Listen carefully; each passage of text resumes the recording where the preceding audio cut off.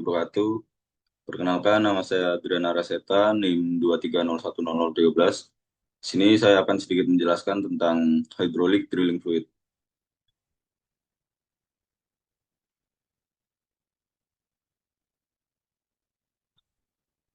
Eh, Apa sih yang dimaksud dari hydraulic drilling fluid? Jadi, hydraulic drilling fluid itu adalah equipment penting dalam suatu operasi pemboran, terutama masalah hydraulic horsepower atau HHP, yang merupakan sejumlah energi yang diperoleh dari drilling fluid atau lumpur pemboran yang digunakan sebagai tenaga semprot untuk menyapu serbuk bor dari eh, pecahan formasi atau cutting putaran bit dari mata bor. Jadi pertama itu fluida pemboran atau lumpur pemboran masuk di rangkaian drill string melalui drill pipe, drill collar, lalu masuk ke bit. Lalu di bit itu akan disemprot oleh nozzle yang akan mengangkat cutting menuju ke atas atau surface. Kemudian drilling fluid. Drilling fluid itu adalah fluida pemboran yang merupakan cairan dari beberapa komponen yang terdapat dari air, minyak, tanah liat, bahan kimia, gas, udara, busa, maupun deterjen. Jadi di lapangan, fluida pemboran ini dikenal sebagai mat atau lumpur. Ini adalah salah satu contoh bentuk matnya.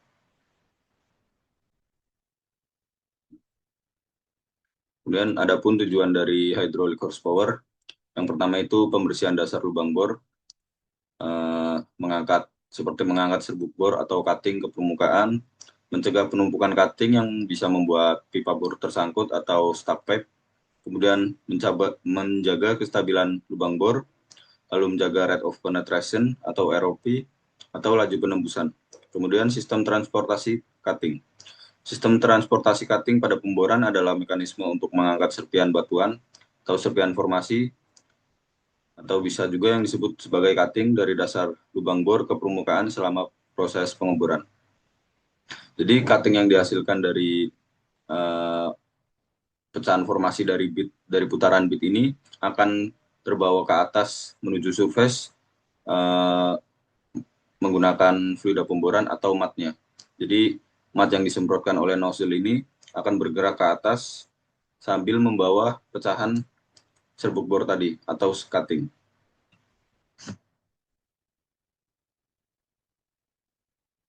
Kemudian ada peralatan hydraulic system. Yang pertama itu ada mat pump, berfungsi untuk memompakan fluida pemboran dengan tekanan tinggi.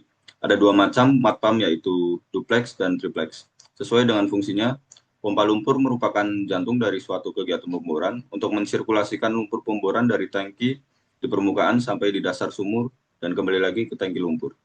Jenis mat pump dalam pemboran umumnya digunakan yaitu ada dua. Yang pertama itu pompa duplex atau double acting dan pompa triplex atau single acting. Nah, di sini ada contoh gambar dari mat pump yang pompa triplex yang menggunakan 3 piston atau single acting. Kemudian ada discharge line. Discharge line adalah pipa penghubung antara pompa dan standpipe yang berfungsi untuk meneruskan fluida dari pompa menuju standpipe dan rotary hose. Baik itu lumpur pengeboran, cairan hidrokarbon, atau fluida yang lainnya. Sini ada contoh gambar dari discharge line-nya. Kemudian ada section line, yaitu saluran penghubung yang dilewati cairan pemboran mulai dari tangki penampung sampai ke pompa dan ke swivel, atau dari lubang sumur sampai ke tangki lagi. Suction line ini termasuk dalam surface line yang berupa pipa bertekanan tinggi, check valve, dan vibrator hose yang mampu dilewati cairan pemboran bertekanan lebih dari 5.000 psi. Ini ada contoh dari suction line-nya. Kemudian ada standpipe, yaitu pipa baja yang berdiri di menara secara vertikal di samping dari derrick atau mas untuk menghubungkan discharge line dengan rotary hose dan gooseneck. Standpipe ini memungkinkan untuk gerakan swivel dan rotary hose bergerak vertikal ke atas dan ke bawah. Ini ada contoh dari standpipe-nya. yang berdiri vertikal ke atas. Kemudian ada rotary hose, merupakan selang karet yang di dalamnya beranyam baja yang sangat kuat dan mampu menahan tekanan tinggi. Kemudian rotary hose ini dihubungkan pada standpipe dan swivel. Karena rotary hose berfungsi untuk menyambung antara standpipe dan swivel, maka harus elastis dan gerakannya bisa bebas secara vertikal ke atas maupun ke bawah. Yang saya tunjukkan adalah contoh dari rotary hose-nya. Kemudian ada ghost neck, adalah fitting pipa berbentuk puter balik atau berbentuk seperti kepala angsa yang terletak di bagian atas rig, biasanya terhubung ke standpipe dan swivel. Fungsinya untuk memungkinkan aliran lumpur pemboran mengalir dari standpipe ke rotary hose. Ini adalah contoh dari ghost neck-nya. Kemudian swivel. Swivel adalah perangkat mekanis yang dipasang di antara rotary hose dan Kelly. Fungsinya adalah memungkinkan Kelly untuk berputar sementara memungkinkan blok pengangkat tetap pada posisi putar stasioner. Selain itu, swivel juga berfungsi sebagai jalur masuknya lumpur bor ke dalam rangkaian bor. Ini ada contoh gambar dari swivel tersebut. Kemudian ada Kelly. Kelly adalah komponen yang berfungsi sebagai penghubung antara meja putar atau rotary table dan rangkaian bor atau drill string untuk mentransmisikan putaran dan tekanan vertikal dari rig ke mata bor. Kemudian ada bit atau mata bor, adalah alat yang dipasang pada ujung rangkaian pipa bor atau drill string yang berfungsi untuk menghancurkan batuan atau menghancurkan batuan formasi untuk membuat lubang pada sumur. Bit merupakan komponen penting yang digunakan dalam proses pengoboran untuk pemilihan bit yang sangat tepat dan krusial untuk efisiensi dan keberhasilan dari pengoboran tersebut. Ada macam-macam contoh dari gambar bit. Kemudian ada nozzle. Nozzle berfungsi sebagai untuk mengarahkan aliran fluida pemboran atau mat dengan kecepatan tinggi ke dasar lubang bor. Nozzle ini terpasang pada bagian dalam bit yang memiliki peran membersihkan dasar lubang bor dari serpihan batuan, lalu mendinginkan mata bor dan meningkatkan efisiensi pengeboran.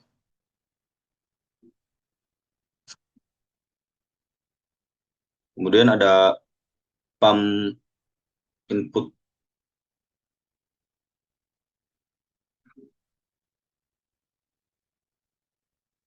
Kemudian ada pump input power atau IHP. Daya input pompa pada pengeboran atau drilling adalah tenaga yang dibutuhkan oleh pompa untuk mengalirkan fluida pengeboran atau mat melalui sistem sirkulasi di sumur pengeboran, mulai dari permukaan, lalu turun ke lubang bor keluar lewat nozzle bit dan kembali ke permukaan atau surface. Adapun rumusnya yaitu IHP sama dengan AHP dibagi E. Keterangannya yaitu IHP pump input power, kemudian HP yaitu hydraulic horsepower, lalu ada E itu efisiensi pompa. Yang di sini adalah contoh data studi kasusnya. Hydraulic horsepower yang tertera itu 1000 horsepower. Kemudian efisiensi pompanya 85%, kita konversikan menjadi 0,85. Di sini pompa dalam keadaan baik, namun sudah beberapa tahun digunakan. Penyelesaiannya yaitu IHP sama dengan HHP dibagi E. Jadi 1000 sama dengan 1000 dibagi 0,85. Jadi jawabannya itu 1176 horsepower. Kemudian ada HHP atau hydraulic horsepower, itu tenaga kuda hidrolik, adalah ukuran daya yang dihasilkan oleh sistem hidrolik yang dihitung berdasarkan tekanan fluida dan laju alirannya. Ini adalah indikasi seberapa besar tenaga yang dapat ditransfer atau dihasilkan oleh sistem hidrolik untuk melakukan pekerjaan seperti mengangkat beban atau menggerakkan mesin. Adapun rumusnya yaitu AHP sama dengan P dikali Q dibagi dari ketetapan atau konstanta yaitu 1714. Keterangannya HP yaitu hydraulic horsepower, P pressure, Q laju aliran.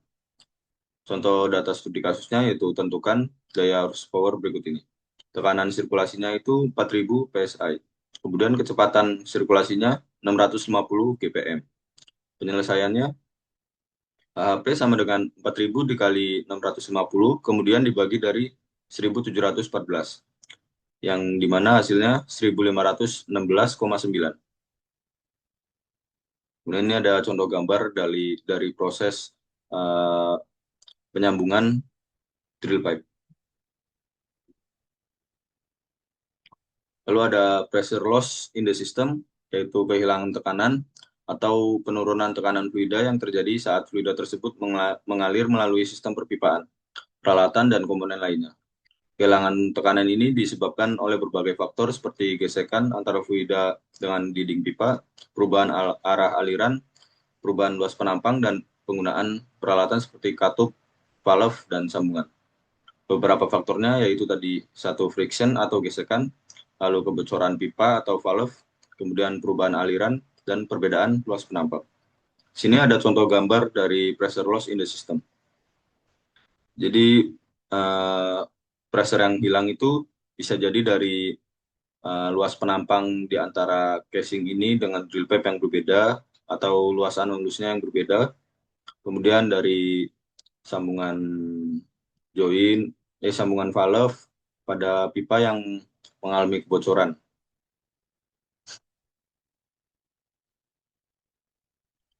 Dan ada lumpur bor.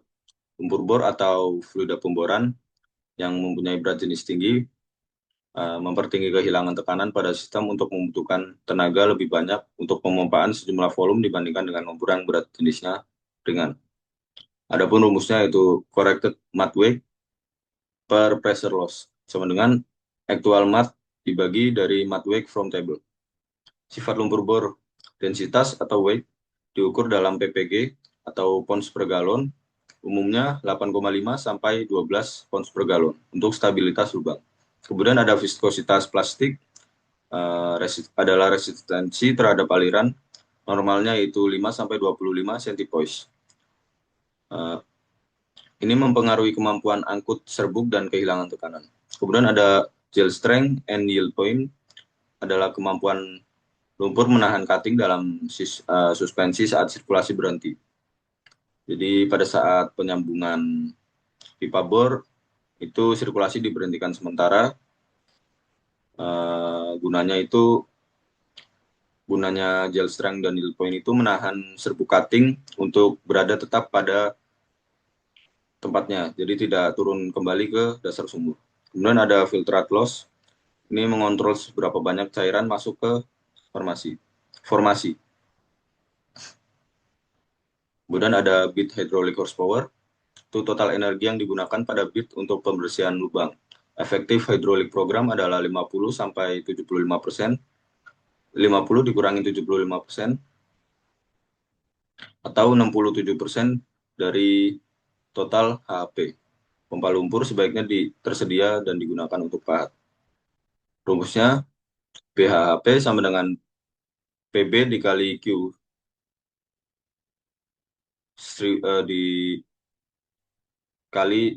dibagi 1714.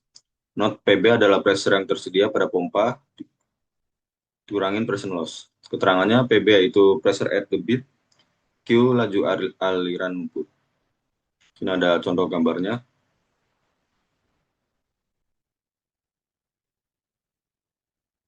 Kemudian ada pemilihan nozzle. Nozzle bit dalam konteks pengeboran adalah bagian dari mata bor yang memiliki lubang atau bukaan untuk keluarnya cairan pengeboran.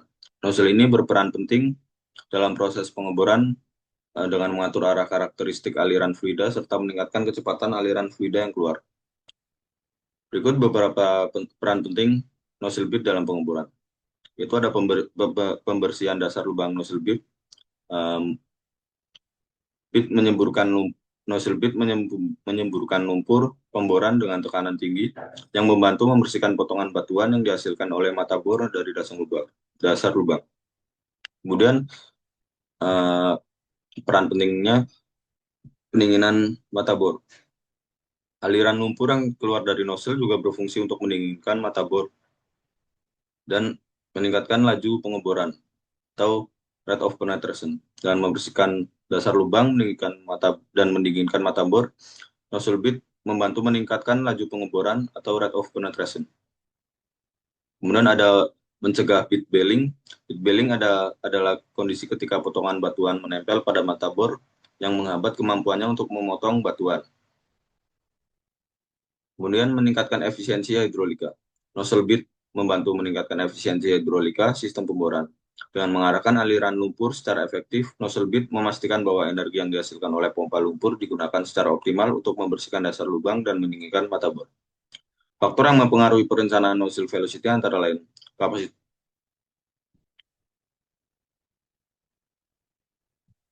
kapasitas pompa atau galon per menit, kemudian ukuran nozzle, lalu ada lagi ukuran nozzle dalam 32 per setiap inch. Kemudian di sini adalah contoh video dari sistem pengemburannya atau rate of penetration.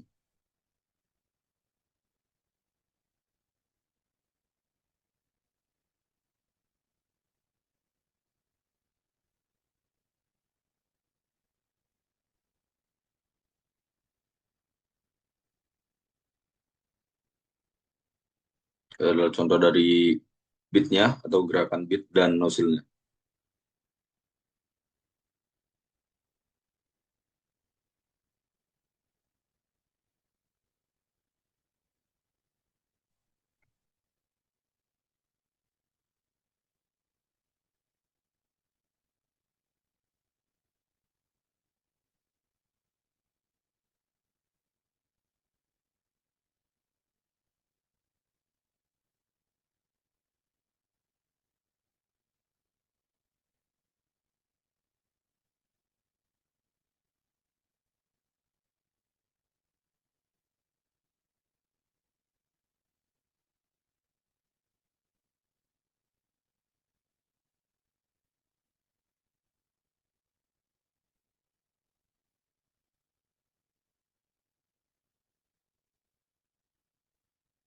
Yaitu tadi adalah video singkat tentang bit dan nozzle.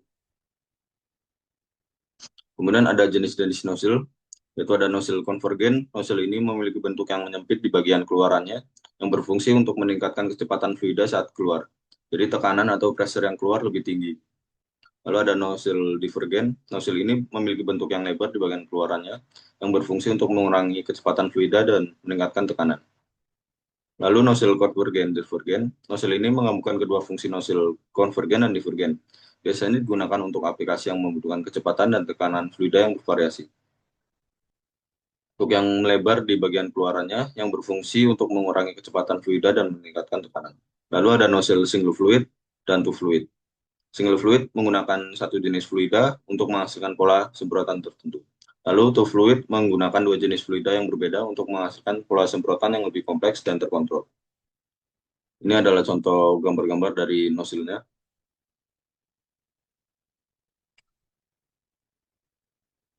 Baik, mungkin segitu saja dari saya. Kurang lebihnya mohon maaf. Terima kasih atas perhatiannya. Wassalamualaikum warahmatullahi wabarakatuh.